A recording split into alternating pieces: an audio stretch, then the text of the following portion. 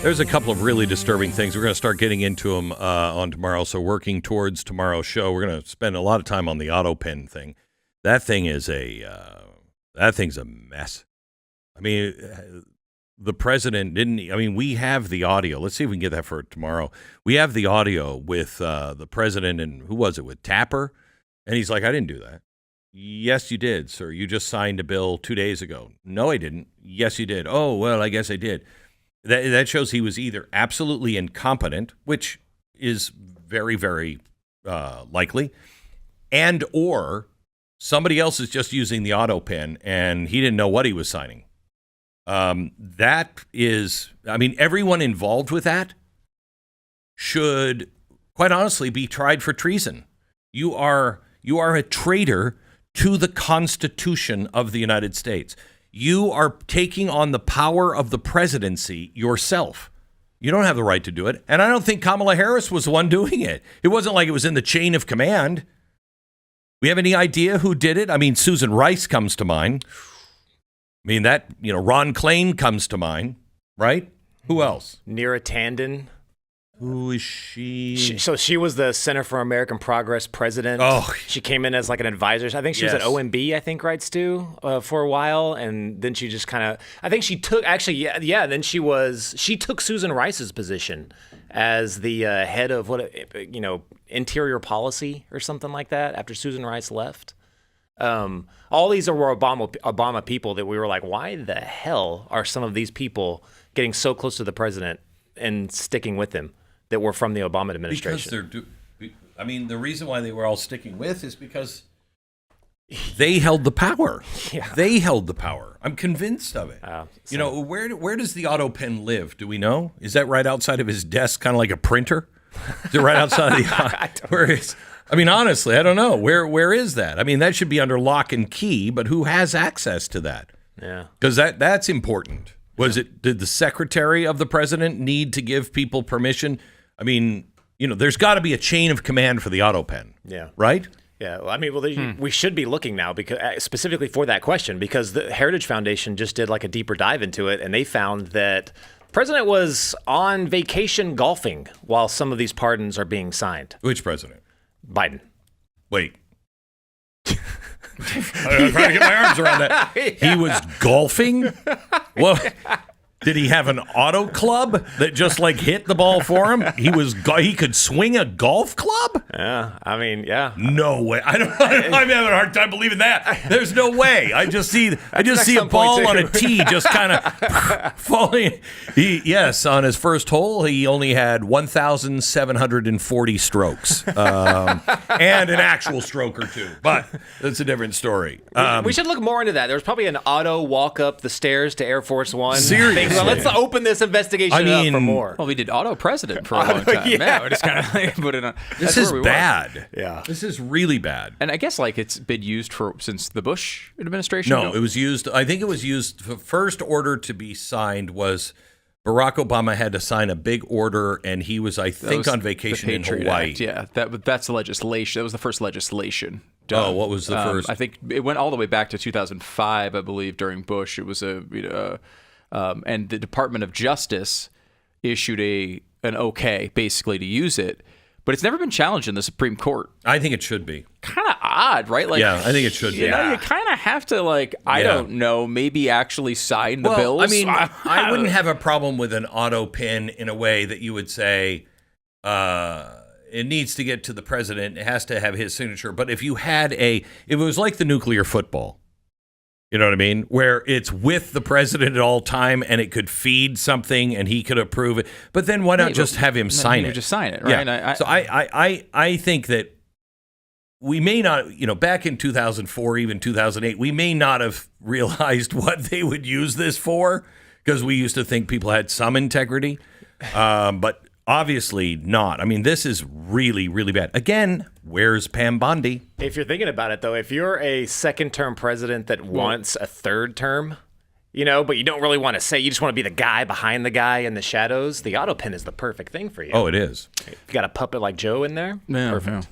Now, Trump did use it a few times as well, right? So it's not like it's never been... No, I'm not saying that it's bad. I think it is bad, though. I'm not saying that It should be challenged. And like, look, the proper way to do this is to send the documents to him and let him sign it in person. And I don't know if they know that. Not send his signature across like some machine that replicates his signature back in Washington while he's on vacation. And I don't know if you know this, but we're past the age of the fax machine, and even the fax machine would have been okay. Yeah. You know what I mean? Yeah. Fax it to me, and I'll sign it. The signature is the important part of that. Well, this is going to be a huge conversation because President Trump this morning was tweeting out that a lot of these pardons that we're giving to like J6 committee people, stuff like that, those preemptive pardons, he's now saying those should be null and void.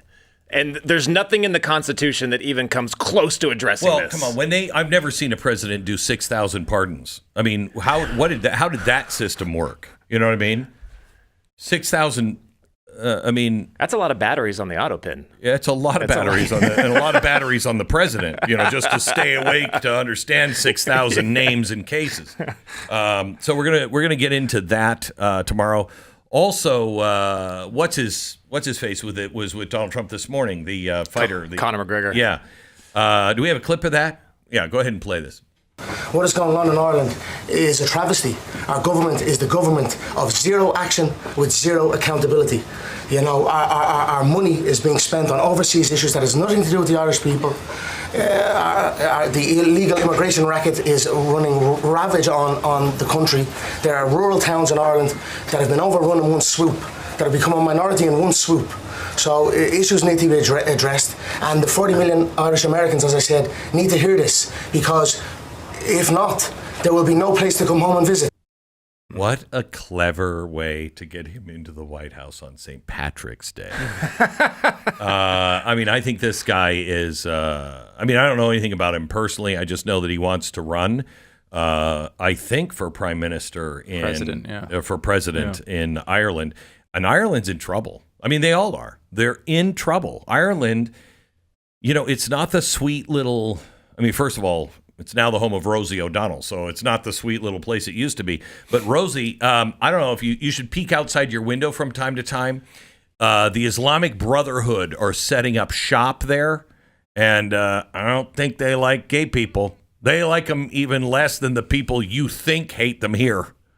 I can personally guarantee you, though, that wherever Rosie O'Donnell's living, these problems do not probably exist. It's probably very beautiful and lots of grass and hills. That's probably where she is. Ireland is in deep trouble. They're losing their churches. They're just being made into mosques all over. I'm telling you, I think by 2030 you could see Great Britain become an Islamic state. Mm. Yeah, to your point, Stu, that's a really good point, because Conor McGregor is actually the perfect person to speak about this, because I don't know if there's a documentary about him like on Netflix or something, I can't remember, but it shows his entire background. And he's talking about rural communities and like harder communities that are being affected by this. That's where he comes from. Like he was their champion. Like he grew up on very tough streets, worked his way up, like a lot of solid blue collar like neighborhoods. Deep State's going to do everything, not ours, theirs, going to do everything they can to kill that guy. Oh gosh. But he's the guy, Liz Truss said to me in an interview I did with her just the other day, it's coming out this week. We talked about, where are these people that could be like a Donald Trump for all these different countries? And she said, they're coming. Mm-hmm. They're coming. I think he's one of them. Yeah, I do too. Absolutely. That would be very good. Did you ask Liz about the annoying use of certain vowels within their language? No, that's what I wanted. If you look at it's so funny you would say that. If you watch the video, I tried right at the beginning, but I couldn't get it in. She just kept going. I was like, you have U's in words that shouldn't have U's. Like there's no U in color. Okay, she wouldn't hear of it. Anyway, I don't know if she would have thought that was funny anyway. She would have been confused by you Americans, I have a feeling. There's another story that I want to get on to tomorrow that I couldn't believe. I spent a couple of hours just trying to verify this and then reading all the stories from the Washington Post and the New York Times and everything else. So it's not some sort of crazy conspiracy theory, because it's everywhere. And it's about these concentration camps in Mexico. Did you hear this? Yeah, a little bit. Did you hear about this, Stu? A little bit, but not. This should be on every. This is like should be a front big thing. page. This should be a very big thing. You know, we've been saying all the time. You know, people just go down. They just disappear in Mexico. Where'd they go? Well, outside of the town of Guadalajara, they have found this abandoned torture camp with underground crematories, underground ovens. Okay. They're finding teeth and bones, and they found remnants of at least 700 people. And what they were doing was kidnapping people, kidnapping their families, and then saying, you're going to do work for us, or we're going to kill your whole family. And they would torture these people and torture the family, and then just burn the bodies. And some of it was apparently done to just not to recruit new people, just to learn how to torture people. I mean, I'm telling you, I don't know how we don't send in special forces pretty soon. They're talking the cartels are doing this? That's who yeah. Well, also in the, what is it, the Santa Muerte? Santa Muerte. Yeah. What is that? It's a religion, a gang? What is that? Yeah, it's like it's kind of like an offshoot of Christianity, or something like that. So my wife, meaning is like Christianity believes in Satan. It's hard. It's really hard. Like, I know they have like witches and stuff like that. They can cast spells and do all this stuff. You can walk through Mexico City, like through like a really public square that looks very normal. You've been to Mexico City. It looks almost European more than anything else. And then all of a sudden you'll see like one of their statues. It's like a woman, but it's a skeleton, and she's like in a Grim Reaper outfit. Right, and that's the symbol of it, right? They'll come up to it and like tap it or pray to it and like move on. It's very normal. It's very foreign. Like I was like, what the heck is going on? Offshoot, a twisted offshoot of? Because it seemed, as I was reading about it this weekend, it was like, is this something like the Lady of Guadalupe gone wrong? What is this? Nah, I think it's like don't quote me. Someone's gonna be listening right now and smack me in the head. But it seems like it's like a saint that looks after even bad people or something like that. So cartels are like heavily into it, and they've gone way off the deep end, in that direction. But this is not surprising to me that this is happening. Like, have you ever seen Narcos Mexico on Netflix? No. So you watch through that, and it's based off of real events and things that happen as the cartels spread through Mexico.